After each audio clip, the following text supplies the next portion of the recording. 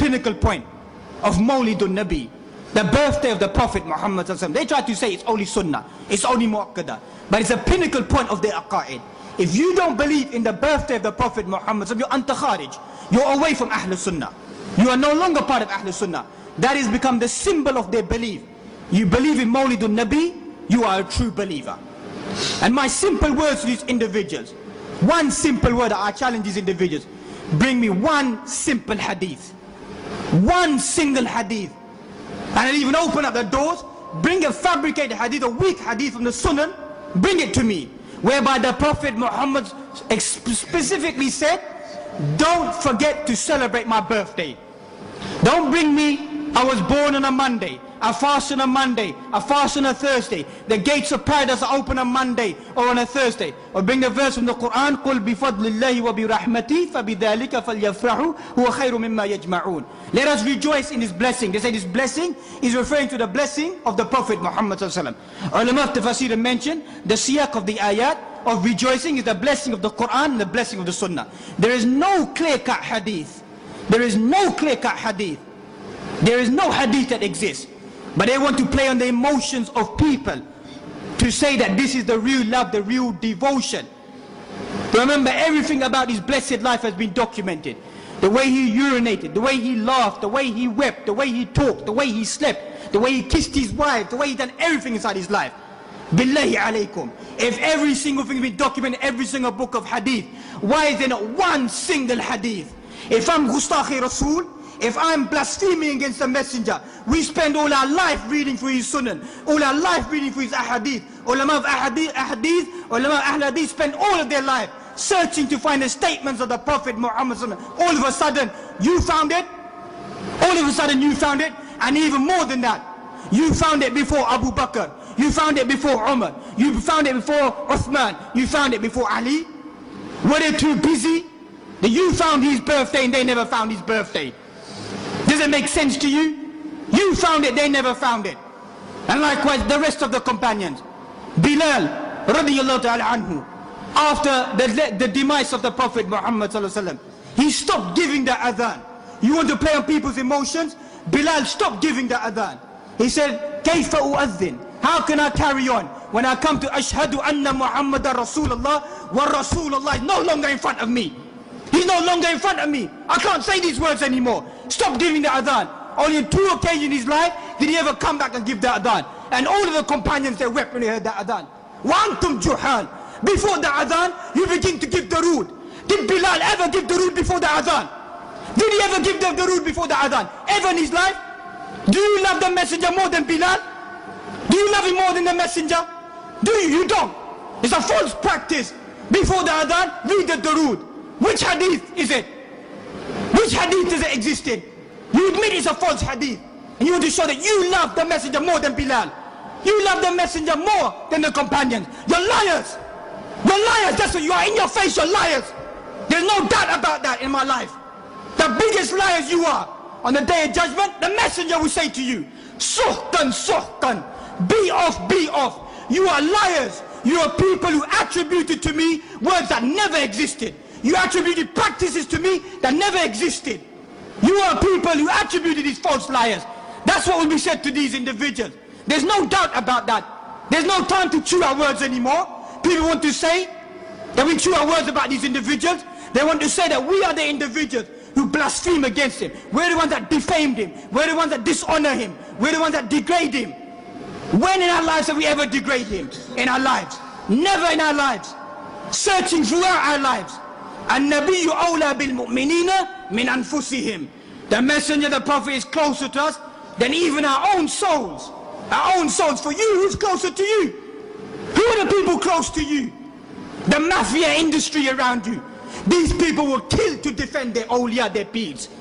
They will kill you to defense of their people. Not defense of the haqq, not the defense of the truth, not the defense of Islam. It's because you outspoke against these individuals. That's what their belief is. That's what their creed is.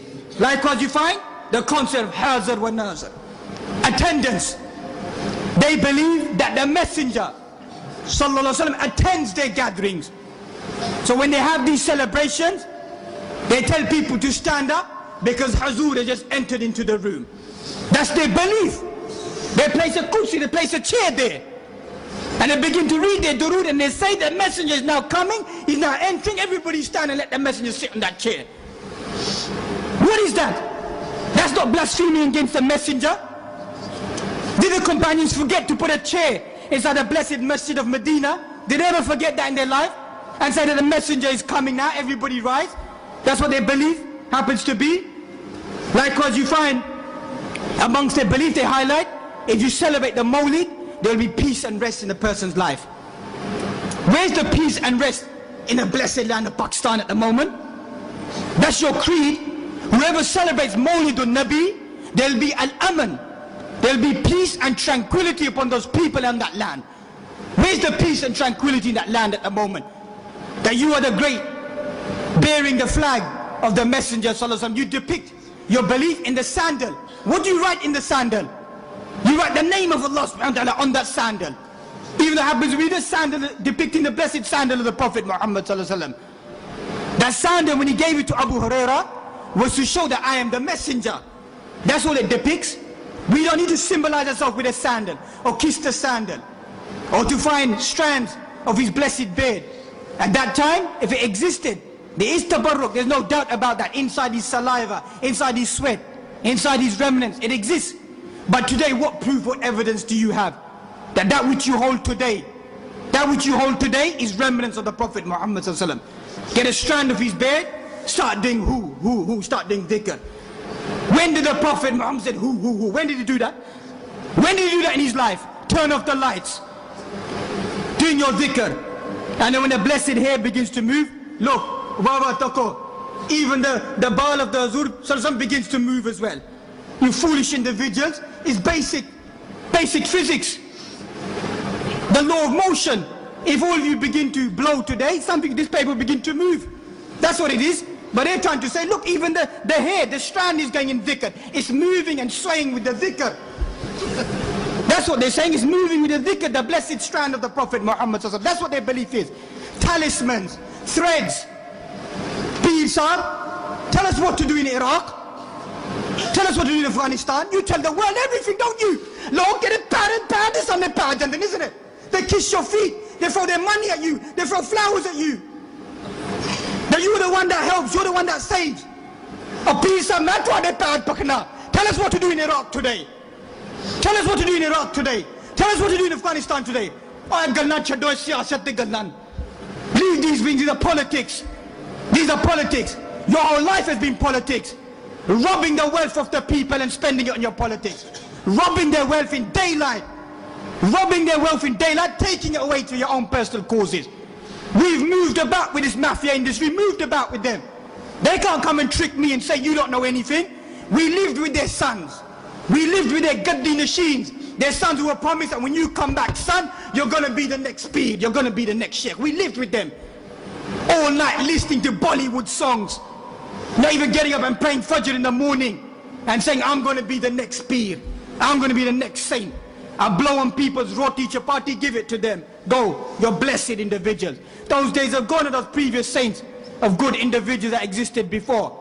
That's all that their life is placed upon, these corruptions. Likewise, you find they begin to say, you don't do enough durood. You don't say no durood and no salam upon the Prophet Muhammad. Who says that? Lie upon lie. Whoever does not say, sallallahu alaihi wasallam, bakhil, man dhukirtu indahu, falam yusalli alayhi. Aw kama qala sallallahu alaihi wasallam. The stingy one is the one that I mentioned, does not send the salutations upon me. The Quran is quite clear. Inna Allah wa malaikatu yusalluna ala an-Nabi. Ya ayyuhalladhina amanu sallu alayhi sallimu taslima. Oh, you believe? Indeed, Allah and His Messenger, they send their salutation greetings upon the Messenger. Oh, you believe? Send those salutations, send those greetings. Who said we don't believe in salutations and greetings? Just because we don't stand and say, Ya Rasulullah, start shouting out the way, the kayfiyah that you have. Where does that exist? Because we don't do that. But it's part of our creed. The most closest individual to the Messenger will be the one who makes the durood, who makes the salam. On Yawm al-Jum'ah, فَأَكْثِرُوا عَلَيَّ السَّلَامِ. On the day of Yawm al-Jum'ah, send the salutations, increase in the salutations. These are the false concepts they want to throw upon Ahlul Hadith. These are the false concepts they want to throw upon what they claim that we are Wahhabiyun, which is a title invented by the British colonialism at that time upon the people who strove against them. The people who fought against them were only a certain group of individuals. And as they placed this statement of anybody who goes away to dispel or to remove the concept of grave worship or stand for the truth, they're classified as a Wahhabi even to this day that we find.